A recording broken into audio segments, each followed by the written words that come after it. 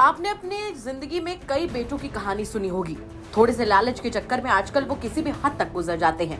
Property के लिए तो घर में पिता से झगड़े करते हैं, वगैरह वगैरह। लेकिन आज की कहानी उन सब कहानियों पर भारी, जहां एक बेटे ने अपने पिता के हत्यारों को सजा दिलाने के लिए अपनी प्राइवेट नौकरी छोड़ी और तो और फिर लॉ की पढ़ाई की और 10 साल की कानूनी लड़ाई लड़कर कड़ी मेहनत के बाद 2 आरोपियों को आजीवन कारावास दिलाया। ये कहानी है आकाश चौहान की।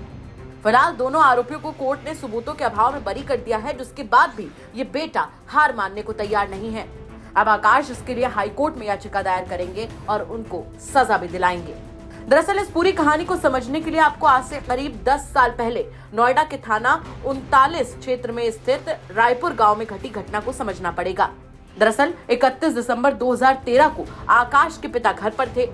तभी आरोप है कि गांव के ही राजपाल चौहान और उनके 3 बेटे बाइक पर सवार होकर आए और 4 गोली आकाश के पिता पालेराम के शरीर में दाग कर चले गए, जिससे पालेराम की मौके पर ही मौत हो गई। और इस हत्या के पीछे की वजह थी इन आरोपियों की तरफ से गांव और गांव के पास यमुना के खदान में की जा रही अवैध खनन और ग्राम समाज की भूमि पर अवैध अतिक्रमण के खिलाफ आवाज उठाना, जिसके चलते इन आरोपियों ने पालेराम की हत्या कर दी।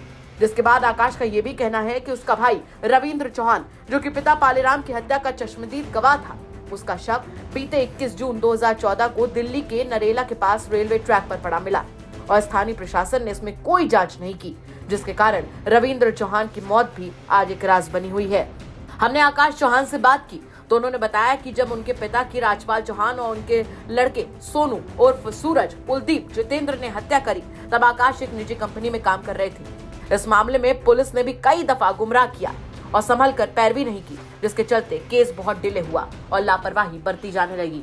इन हत्यारों को सजा दिलाने के लिए आकाश लगातार कोर्ट के चक्कर काट रहे थे। तभी आकाश की मुलाकात तत्कालीन डीजीसी क्रिमिनल के पद पर तैनात के सिंह से हुई। उन्होंने इनकी दास्तां जानने के बाद लॉ करने की सलाह दी, जो कि इनके दिमाग में बैठ गई और उन्होंने सोचा कि पिता के आरोपियों को सजा दिलाने के लिए इससे अच्छा रास्ता नहीं मिलेगा। ये 31/7/2013 घटना है, जब मेरे पिताजी के घर में घुस के राजपाल और उसके 3 लड़के सोनू, कुलदीप और जितेंद्र ने हत्या कर दी थी। मैं उस समय नौकरी करता था, doctor Willmar Schwabe India private limited sector 60 Noida में कंपनी है। और जिस दिन ये घटना हुई थी, ये दिन की घटना थी। समय सुबह का 11:15 साढ़े 11 बजे के आसपास का रहा था और मैं कंपनी में था। तो मेरे पास मेरी पत्नी का, मेरे भाई का फ़ोन आया था। मुझे फ़ोन के द्वारा सूचना मिली थी कि पापा की गोली मार के इन लोगों ने हत्या कर दी है।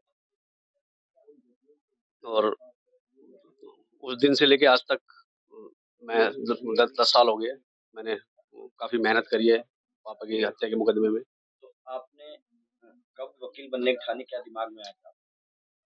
एक्चुअली परिस्थितियाँ कुछ ऐसी विषम हो गई थी कि मेरे पास और कोई रास्ता नहीं था।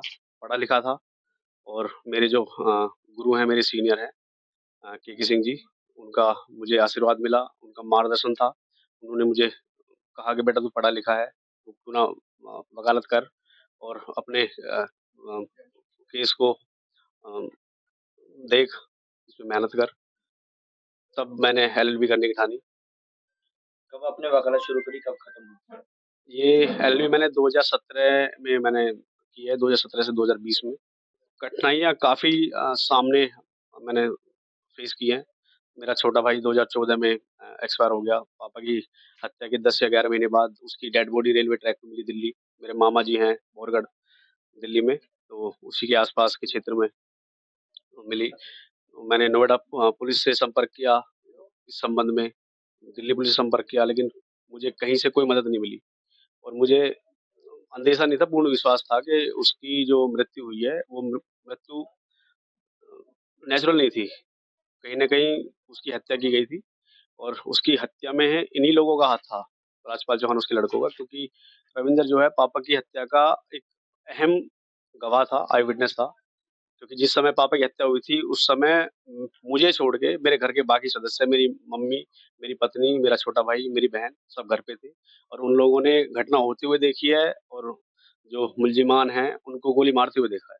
जो 2 अभियुक्त इसमें सबूत के अभाव में बरी हुए हैं, उनके खिलाफ मैं अपील में जा रहा हूँ माननीय उच्च न्यायालय इलाहाबाद में और मुझे पूरी उम्मीद है कि माननीय उच्च न्यायालय से इन दोनों अभियुक्तों को भी सजा मिलेगी। घर की स्थिति अभी फिलहाल तो स्टेबल है, लेकिन जिस समय घटना हुई थी, उस समय काफ़ी स्थिति खराब थी। क्योंकि मैं जॉब छोड़ चुका था 2014 में, जब छोटा भाई एक्सपायर हुआ था और एक खेती ही एक सहारा थी, उसी से तो अभी कमाने वाले केवल आप ही हैं।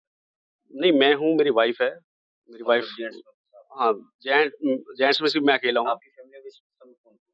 मेरी फैमिली में मेरी मदर है, मेरी वाइफ़ है, मेरे 2 बेटे हैं। बेटे क्या करते हैं?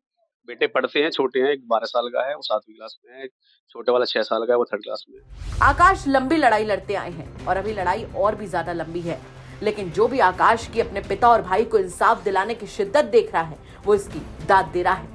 आपका इस खबर पर क्या कुछ कहना है, कमेंट बॉक्स में जरूर बताएं। ग्रेटर नोएडा से अरुण त्यागी की रिपोर्ट, यूपी तक।